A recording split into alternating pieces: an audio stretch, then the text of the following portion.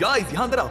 Oh my God, ओह ये तो खूबसूरत है। ये उस समय की हाई प्रीस्ट की कब्र थी जो मानो उस समय के पोप की तरह था। यहाँ कोई भी नहीं आ सकता क्योंकि ये रंग यहाँ 4600 सालों से टिके हैं और आगे भी टिकनी चाहिए। ये ड्राइंग 4600 साल पुरानी है। सही कहा, 4600 ये साल हर पुरानी। जगह है। वाओ। ऐसे टूम्स कभी कभी पिरामिड से भी ज्यादा इंपॉर्टेंट होते हैं क्योंकि इनसे पता चलता है कि इजिप्शियंस कैसे रहते थे। ये वो ड्राइंग है जिससे हमने पता किया कि एंशिएंट इजिप्शियंस वाइन कैसे बनाते थे।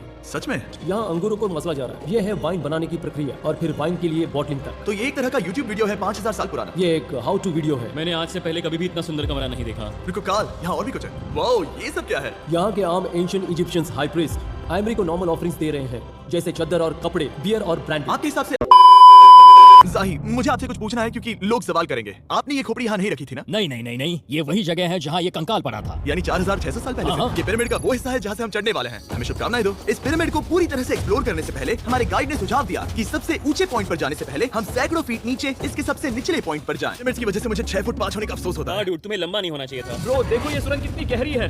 मैं इतना लंबा क्यों हूँ? लेकिन इन छोटे रास्तों में लगभग 1 घंटा संघर्ष करने के बाद मेरे घुटने लग रहा है जैसे जिंदा दफना दिया गया है। हम आखिरकार नीचे पहुँच ही गए। वो मैं खड़ा हो सकता हूँ। रानी, सिर का हल्का लगना नॉर्मल है? वेल हम अभी भी 300 फीट नीचे आए हैं।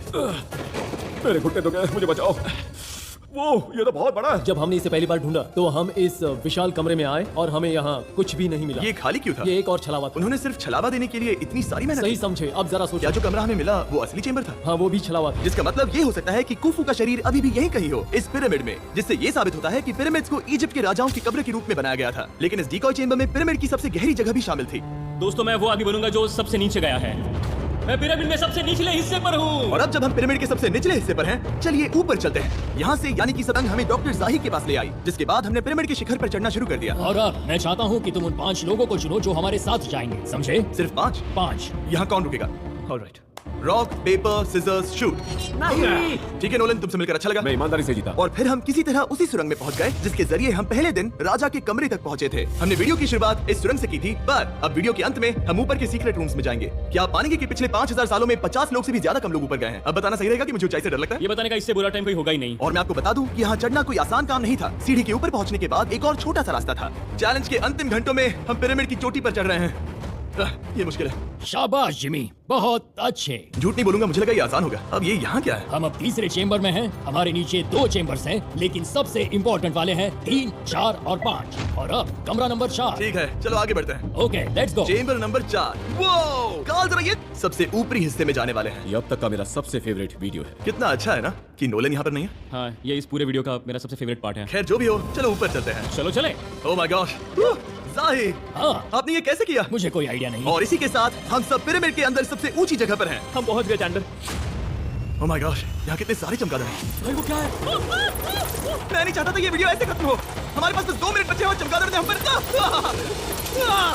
जिमी यहाँ आओ।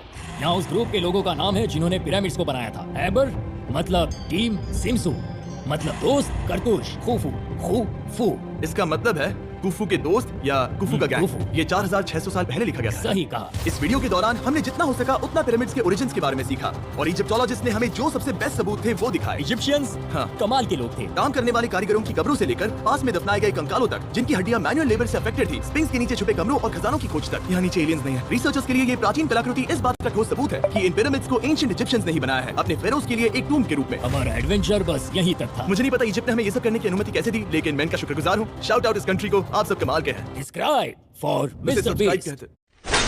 Wow! Very dangerous!